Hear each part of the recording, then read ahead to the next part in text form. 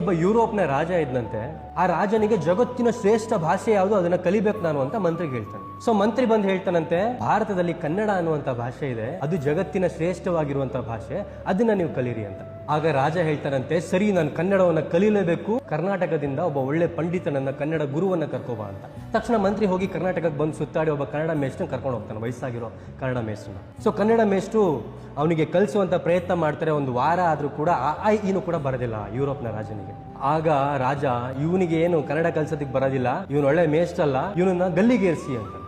ತಕ್ಷಣ ಆ ಗುರುಗಳು ರಾಜನಿಗೆ ಹೇಳ್ತಾರಂತೆ, ಅಲ್ಲಪ್ಪ ನನಗಿಲ್ಲಿ ಕೆಳಗಡೆ ಕುತ್ಕೊಂಡು ಟೀಚರ್ ಫೀಲೇ ಬರ್ತಿಲ್ಲ, ಆ ಕಾನ್ಫಿಡೆನ್ಸೇ ಬರ್ತಿಲ್ಲ, ನೀನು ಕೆಳಗೆ ಬಾ, ನಾನಲ್ಲೋ ಕುತ್ಕೋತೀನಿ, ಹಂಗೆ ನನ್ನ ಕೈಗೊಂದು ಕೋಲ್ ಕೊಡು, ಒಂದು ವಾರದಲ್ಲಿ ನೀನು ಕಲೀಲಿಲ್ಲ ಅಂದ್ರೆ ಕೇಳು ಅಂತ.